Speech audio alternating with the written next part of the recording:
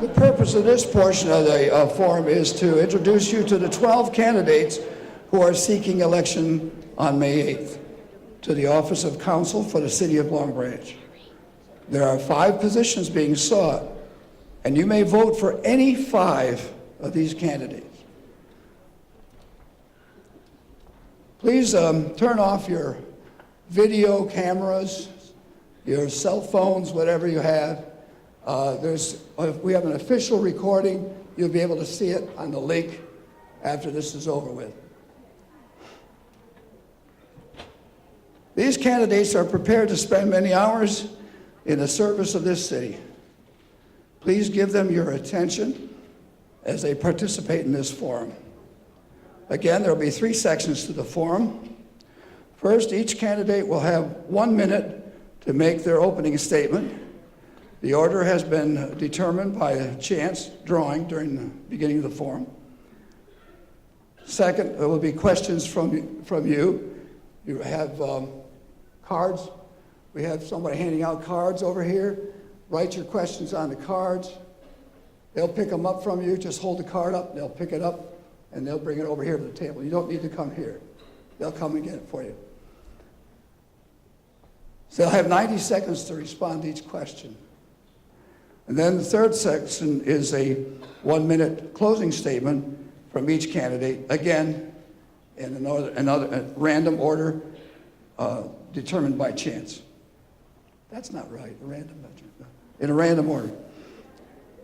The timekeeper in the front row will signal with a yellow card indicating that the candidate has 30 seconds left to talk, and the red card, when it comes up, means the talking must stop.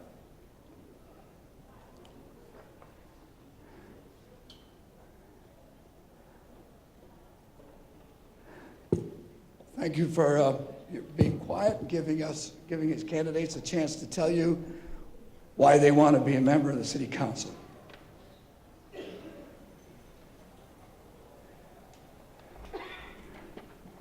The opening statements would begin with Kathleen Billings. 1 minute.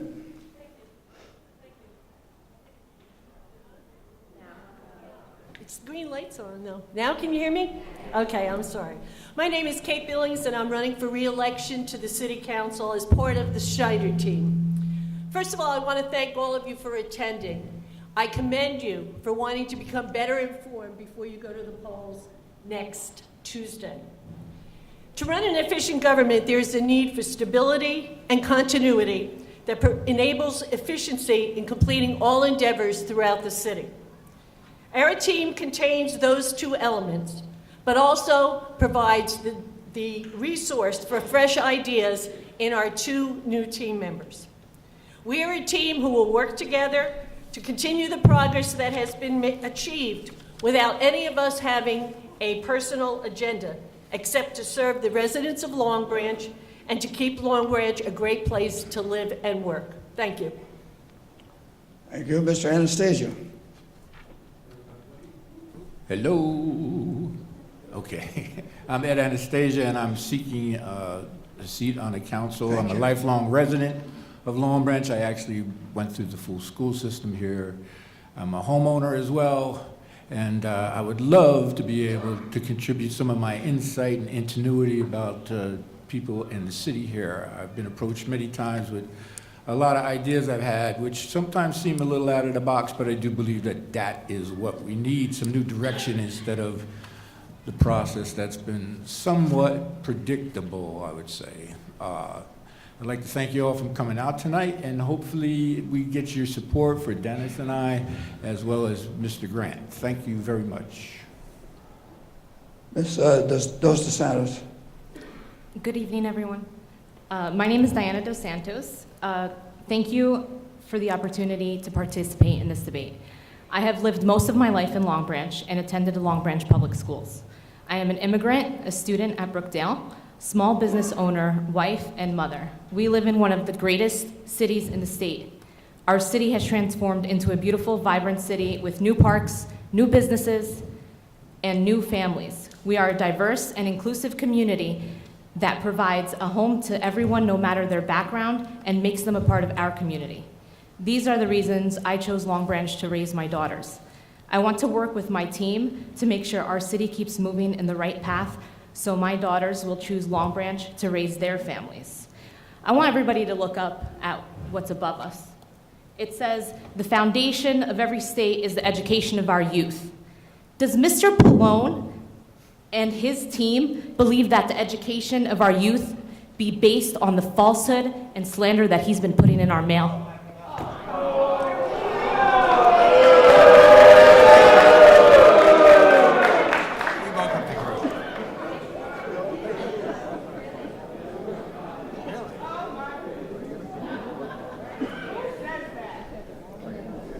Are you finished? I am. Thank you. Mr. Vogt, Ms. Vogt. Thank you, everyone. I'm Anita Vogt, and I'm running on the John Pallone Long Branch First Team. 18 years ago, my husband and I made our lifetime dream come true of moving to Long Branch. And I'm running for city council because I see that dream being eroded. And I want Long Branch to be a city that we can all be proud of, that we can all enjoy, and that we can all afford. I bring over 30 years of leadership experience in public administration, the last 18 years of which I'm very proud to say have been at Brookdale Community College. I serve on the president's executive leadership team as the executive dean of the college, and I run Brookdale's 5 locations around Monmouth County, the most important of which is our very own Brookdale Center in Lower Long Branch, in Lower Broadway, just where our commitment needs to be. Every day I work with local leaders in business, education, and politics to bring community education and vocational training programs. Thank you. Joy Baselli. Thank you. My name is Joy Bastelli. I'm running with Mayor Schneider and the team. And I really thank you all for coming tonight. It's great to see my friends and family here and all of our residents. It's important to be involved. I also want to thank the Link for sponsoring this and the League of Women's Voters for their help. My family, the Pizzulli family, came here back in 1908. I was born and raised here and graduated here, interestingly enough, with 3 other people on this table, the very same year in the same school. I strive to be approachable, responsive, and dedicated to the people in Long Branch. I remain conscious of the voice that often goes unheard, which are often our seniors, and make every attempt to bring those issues to the forefront. I've served on the Board of Trustees for the Long Branch Library, as well as the Long Branch Environmental Commission and the Finance Committee. I began my politics as a community activist, working to bring awareness of the crime in my neighborhood, eventually becoming the founding president of United Neighbors. Thank you. Thank you. Mr. Dangler. Hello, my name is Lorenzo Dangler. I am a lifelong resident and a homeowner in the city of Long Branch. My father was born and raised here. My mother moved here when she graduated from high school from Vidalia, Georgia. For the past 18 years, I have dedicated to serving the citizens of Long Branch as president of Greater Long Branch NAACP, and for 12 years as a member of the Board of Education, 3 of which I have been president.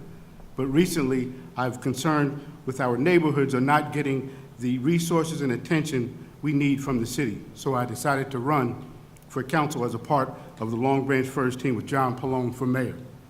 We want to bring back a strong sense of community we once had and take care of all of Long Branch. That means jobs and programs for our young people, cleaning up the abandoned properties and stop wasteful spending so we can afford to live here. I look forward today to answering questions and telling you about our vision for Long Branch.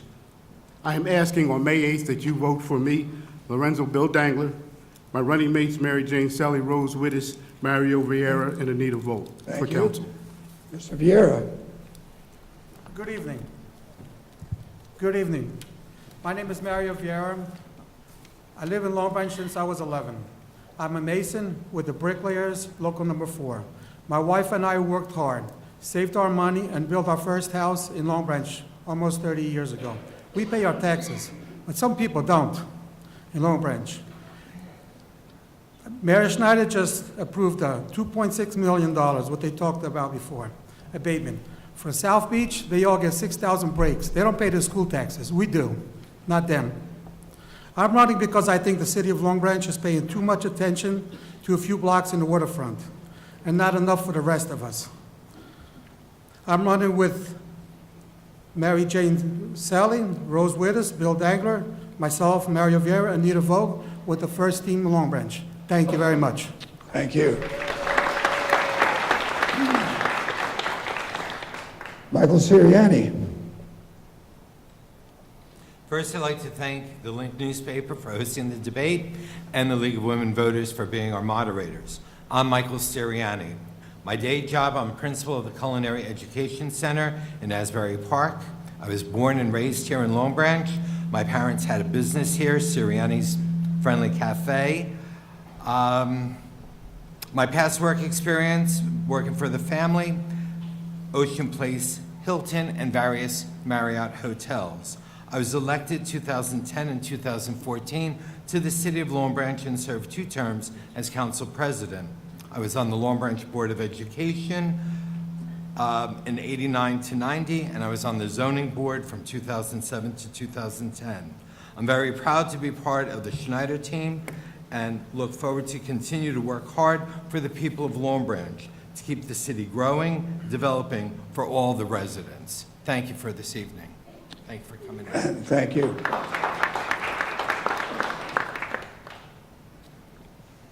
Ms. Billings. I went already. Thank you.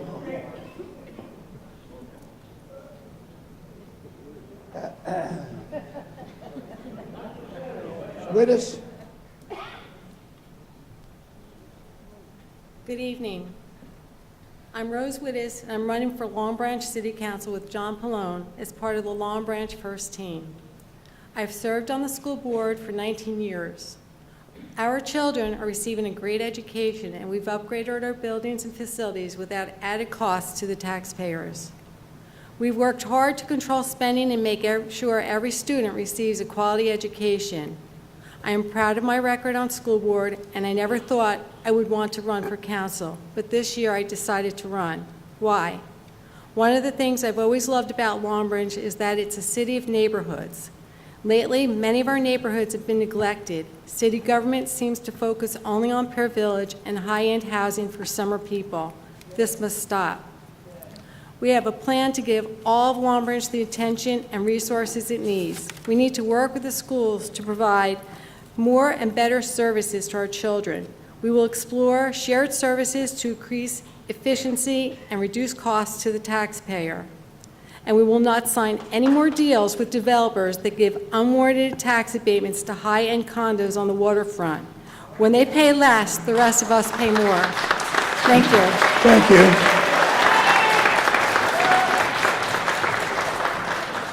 Mr. Ponce? My name is Adam Ponce. I'm a professional engineer and qualified purchasing agent in the state of New Jersey.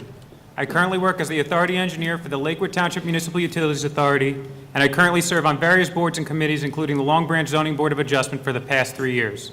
I'm a lifelong resident of Long Branch, so I have experienced how the city has changed over the past 28 years under Mayor Schneider's leadership. It is like night and day. 28 years ago, we had a rundown beachfront with limited number of visitors in the summer.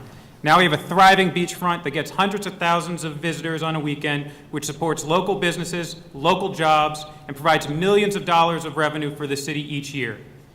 Also, the past 28 years have seen an increase in parks, open space, and police officers, and a decrease in crime. I want to keep this city moving forward. I want to thank everyone for being here. I want to thank our moderator from the League of Women Voters, our sponsors from the Link, my fellow candidates, and especially the residents who have taken the time out of their day to attend this debate about the issues of our city. Thank you. Thank you. First question from the audience is, You skipped Dr. Selly. And Dennis. I beg your pardon. I beg your pardon. Good evening, everyone. I am Mary Jane Selly. It has been my privilege to serve you. Wait. We can't hear you. Can you pull your microphone over a little closer? Can't hear me? They can't hear you. Okay. Pull your microphone. Good evening, everyone. I am Mary Jane Silly. It has been my privilege to serve on the Long Branch Council for many years. This time, I am running for re-election with John Pallone and his Long Branch First Team. For many years, I ran and worked with Adam Schneider, but recently, I think he has been concentrating too much on the waterfront and not paying enough attention to the rest of the city. I am running so I can serve all the residents of this great city as I have in the past. I want to be part of Long Branch's future for the betterment of all our future generations. Everyone has a voice and should be heard. We all care about the city. Therefore, I am asking for your vote on May 8th. I urge you to vote for the entire Long Branch team, John Pallone for mayor, council candidates, Mary Jane Silly, Bill Dangler, Rose Wittes, Mario Vieira, and Anita Vogt. I ask for your support on May 8th. Thank you very much.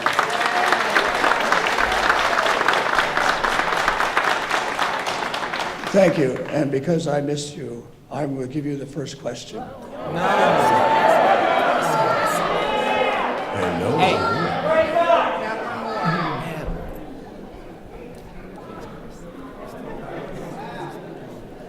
I beg your pardon. Yeah. Mr. McCalais. Hi, my name is Dennis Michelet. I'm a resident of West End. Can you hear me now? It is odd. Can you hear me now? Okay, thank you.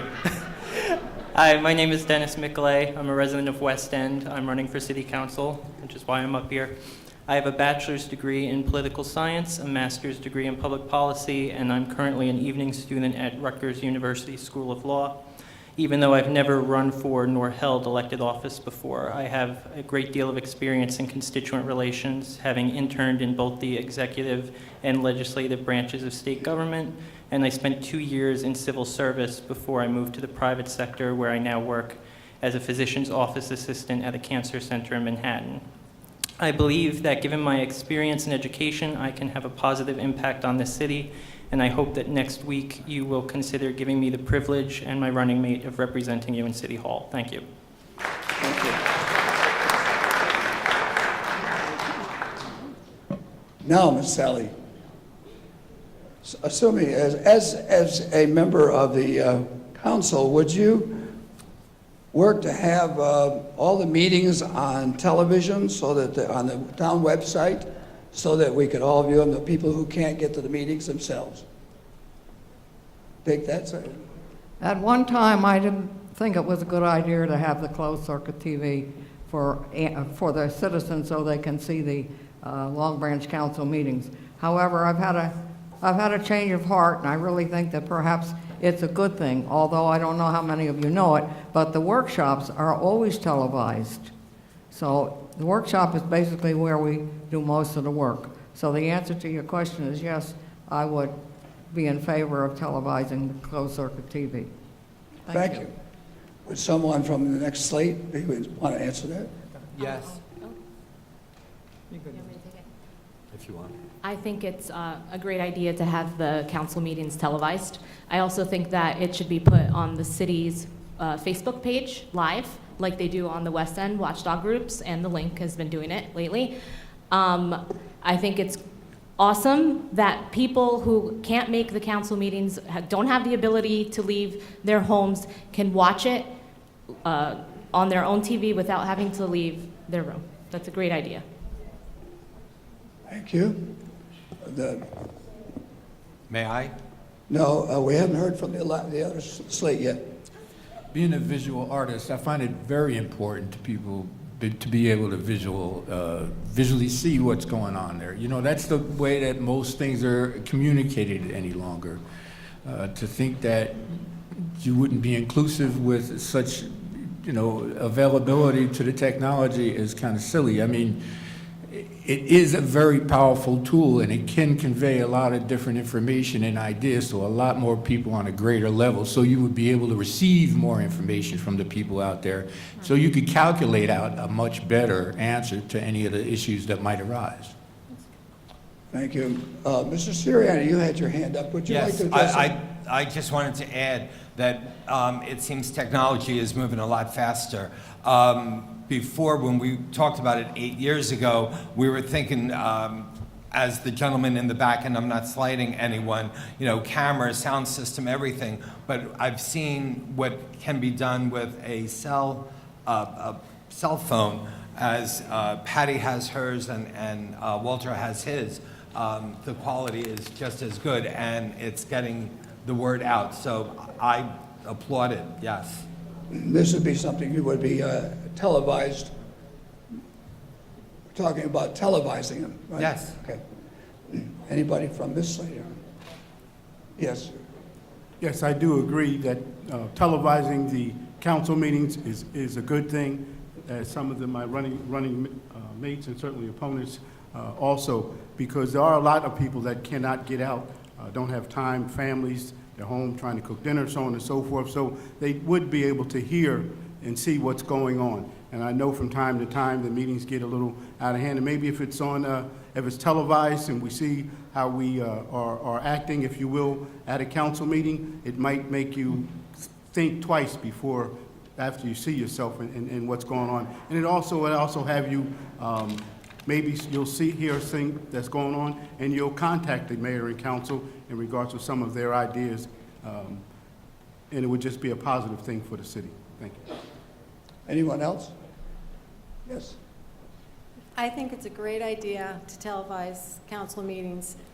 We have TV studios right in our schools, and what a great way to incorporate the students and have them have the experience to televise the city council meetings and at the same time communicate with the public and have, you know, a transparent, you know, government. So I think it's a great idea.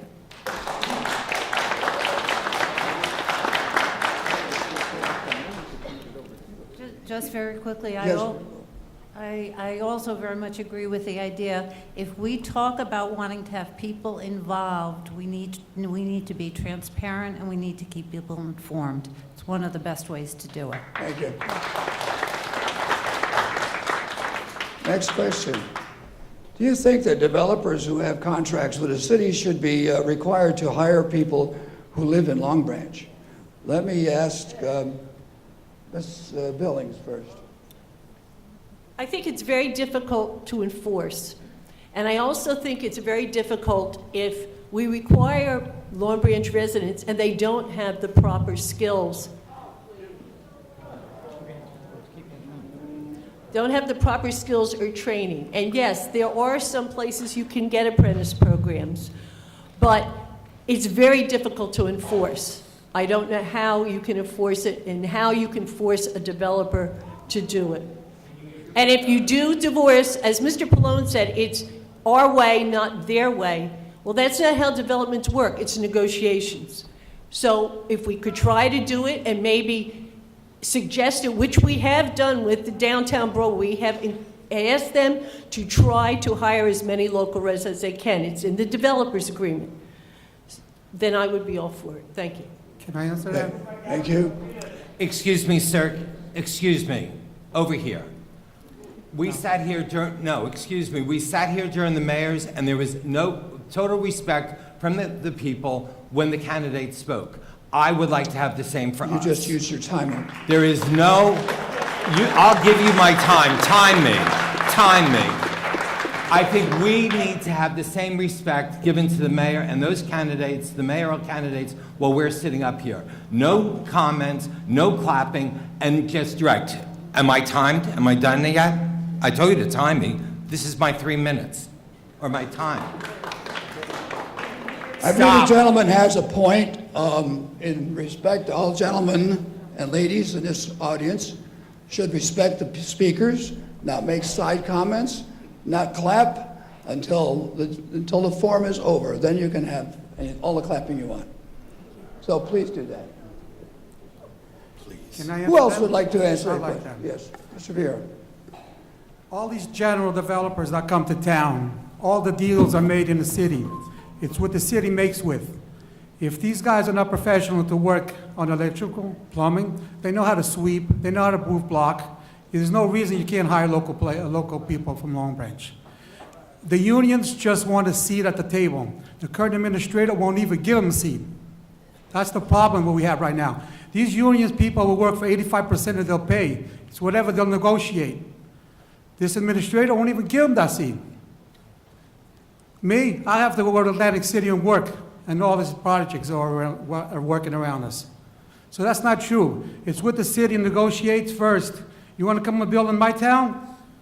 You give me an opportunity to hire locals. If they don't know how to do it, teach them how to do it. Well, that's where you get your tax abatements for. Not because we don't have no public access or whatever it is. Thank you. Mr. Ponzi? Did you guys get the answer first? They haven't had a chance, an opportunity to answer, then I'll come back in. You can go if you want. Okay. He yields to you. Okay. As a professional engineer, I deal with contractors, construction, estimates every day, and as part of a government entity. Union costs drive costs up by approximately 30% because of prevailing wage. I have no problem, as a government entity, you go out to public bid, as part of the entity, that's who you use prevailing wage. You not necessarily get a union company, but you get paid union rates. However, if you negotiate with a developer and force them to use unions, the taxpayers will have to subsidize that somehow, whether it's being a higher abatement or in your tax dollars themselves. That's the only thing. It's a 30% cost increase. There's no other way around it. Thank you, Mr. McCauley. I'm sorry. I think that the most efficient and realistic way to implement a local hire program is to do it through a Earn While You Learn program where you apprentice a select number of students in the high school, they're paid the prevailing wage, and they're trained with those skills on that project. I think that's a realistic and easily accomplished way that won't raise prices for the taxpayers because the work is still being done. It's still being done by the private construction companies, and they're still paying employees as they would any normal employee, but it's a young person from the city who can then use those skills later in life when they enter the workforce, when they go to college. And also there's always the ability then that you have people who actually worked on the projects, and going forward they can say, you know, I helped build that. And it just instills a sense of confidence in the community when our young people are involved like that. Thank you. Can I respond, sir? Yes. Okay. I would always prefer to hire local residents, and I'm willing to look at whatever means that would be possible. If it is possible, I'm willing to look at it. I think we all are. And it is important. Regarding, I would also like to, how much time do I have to answer that? 1 minute? 90 seconds? Okay. And also in that, I would just like to mention that with these developers agreements and the pilots, we have, I've heard people say that the taxes are getting, that the schools are getting no taxes. That isn't true. They are still getting their portion of the land tax. And once we put the improvement on the land value is increased. Therefore, the school's tax portion is increased as well. So they do indeed get their get money, and they also get more money with the development. I just wanted to clarify that. Thank you. Excuse me, sir. I'd like to answer that also. Yes, sir. Okay. I'm a union member for the past 28 years, certainly not a laborer, but CWA Local 1087, I'm the vice president, so I'm certainly pro-union. But I'm also, I understand that we have to train some of the people, but for a project, let's say Lower Broadway, and I don't know all the details, so I'm not going to pretend that I do, but I do know if it takes a couple years to build, and we put some local people and train them, that's a couple years that some of our residents can feed their families and earn a decent living. And in the meantime, get the training that they need to get their union card and move on to different areas when that particular company moves on. The unions may not want to do some of these things. However, I do remember years ago in Atlanta, the mayor then said, you will hire some of our local people. The union refused. They come to work Monday morning, the water supply is turned off. Why? Because you people, not meaning the residents of Long Branch, would be the taxpayer, that's their water. We're paying for that. So once they didn't have water to do the job, Now they came back to the table and they put some people in Atlanta, some local people to work so they could feed their families. Thank you. Thank you. Yes, Ms. Bowles. Every decision that we make reflects our values. And if we don't have values that respect Long Branch and put Long Branch first, which is exactly what the title of our team is, we have no basis we don't have a solid basis. Twice now, once at the council meeting, and again just recently, it was just up here, it was said, it's more important to finish a project than to provide local jobs. The first time I heard that sitting in a council meeting, I actually had to sit back and say, are those words really being spoken by our mayor? We're responsible for, it's a negotiation, just like was said, it's a negotiation. But if it's a value for us to have Long Branch workers get jobs, then that's the basis. That's non-negotiable. That's a starting point.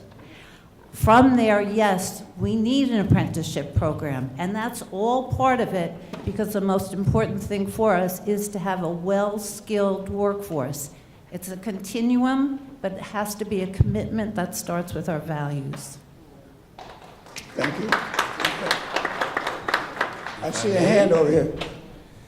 Interestingly enough, I do agree with it would be hard to get locals into these projects that are of that magnitude. Yet, if we had smaller projects, let's take an example where the property across from Slocum Park that's been empty for, I can't even remember how many years since they tore all those houses down. If you brought in smaller projects that people could be trained in and accomplished, then you could bring them up to speed to work on larger projects later on and have them be qualified to do so. I just don't see smaller projects. Do you think that Broadway originally was built by some massive conglomerate?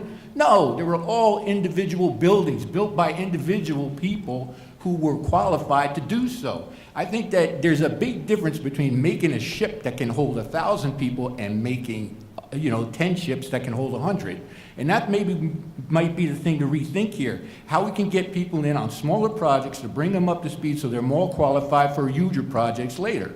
There's just none of that happens around here. I don't see it at all. And you might say, oh, there's this, and they fixed that, and they fixed that. It's not the same as redevelopment.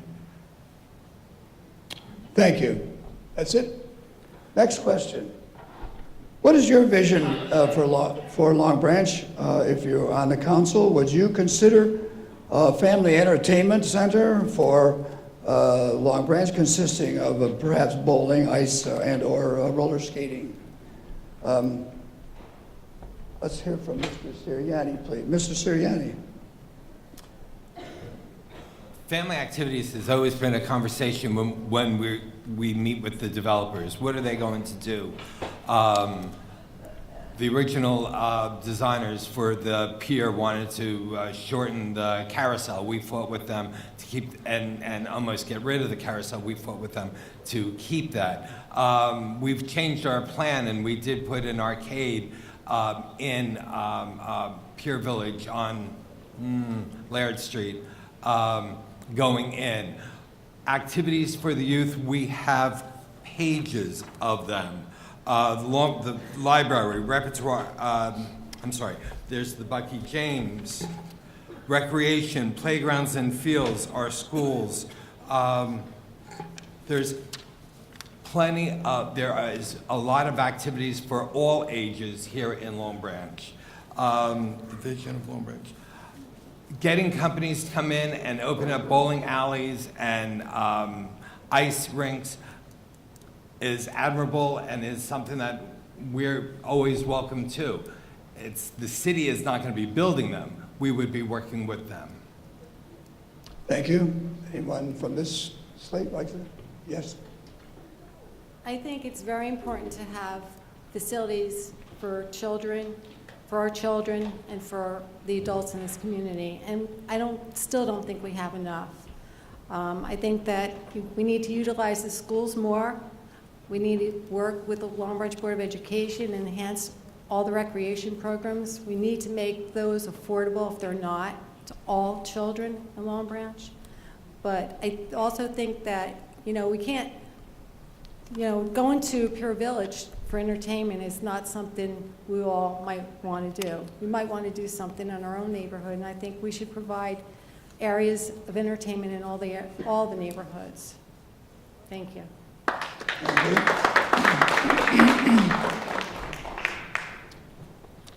I'll take that. It's kind of interesting because if you look around the area, we kind of been beaten to the punch by Miles Park. They put in miniature golf. They have other things there now for people to go and to attend and to patronize. That's money that could be generated within this community as well. But there's just no attraction here like that. There's no reason for people to come here because they're just not, in the area. Going back to what I was saying about smaller businesses, this would be a great opportunity to attract the right kind of businesses that would offer these kind of, activities to help the community grow and make it more family friendly so that people started associating with each other again. Places like Pure Village, let's face it, that's like for a non-disposable kind of income place. If you had places for 18-year-olds to 35-year-olds, that's disposable income, money that could be generated, tax dollars that are brought in by other businesses as well. It doesn't always have to be these big major projects. It could be a series of smaller ones that work together to make it a bigger unit. Again, arts and entertainment are always a great way to go, and people need to relax after a hard day's work. I think it is very vitally important that you concentrate on finding that kind of outlet. Thank you. Ms. Vogt? I think activities for kids are absolutely essential for all the reasons that were mentioned up here, but also for the other reason of, idle hands or idle kids, it's not going to lead to good things. Keep kids involved, give them other things to do outside of school. How many of our kids go home after school to homes that their parents aren't there, they're going home to empty homes? We need to cut that stuff off at the beginning. We need to give kids activities that keep them busy, keep them involved, and keep them learning. So yes, in every possible way, we need activities. I would like to say that yes, we absolutely need activities for children. We do have activities for children. I'd like to mention some of them. We talked about local jobs. The mayor has provided many summer local jobs for young people, hundreds during the summer, and it's really a wonderful, wonderful program. He also has provided local jobs down in all the redevelopment areas that employ locals. So I don't want any of us to forget that. He is very concerned about local jobs. All these developments hire local jobs, and they are bringing in hundreds of more local jobs to our community. We also have shared services mentioned on this topic as well. We do share services with schools. We share our IT department and our networking. We also share services with them for recreation. We use their schools for many of our games and things like that, which is a shared service. And we have many activities for children and adults as well. We have not only our recreation program that provides all sorts of sports, we also have library activities that provides gaming, electronic gaming together. And we have fishing contests, surfing contests. We have the new Funk Fest, which is geared for young people. Thank you. Thank you. Mr. Dos Santos? No, I was raising my hand. Okay. This is an actually interesting topic because I would like to get some real answers, because we hear a lot of things on a campaign that sound really good. I'd like to put this here. I'd like to do this here. I'd like to provide activities in all these different locations in town.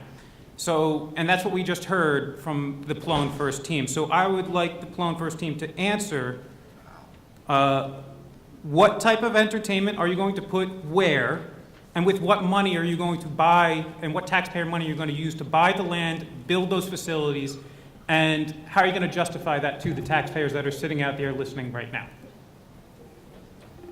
Thank you. Anyone else? Next question. A recent grant application, COPS grant application said, Question, sir. We're supposed to answer your questions, correct? I'm going to ask you a question.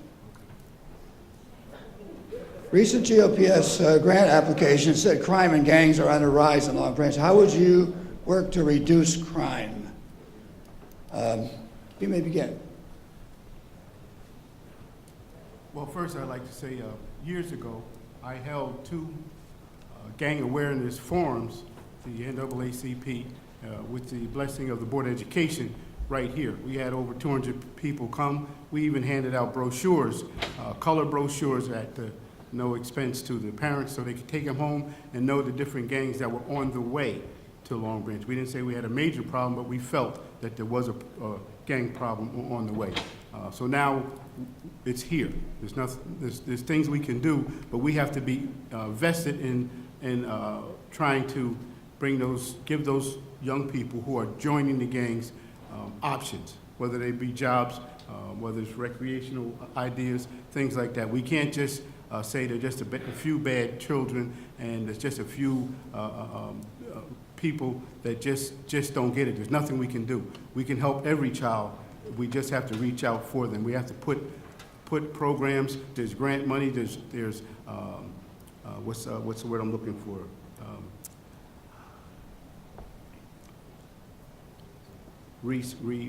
Reentry programs, things like that we can help. And we just, again, the city fathers have to embrace the idea and understand that those young people that are coming home, even after they do their time, they have to go somewhere, and the only place they have is the home that they left.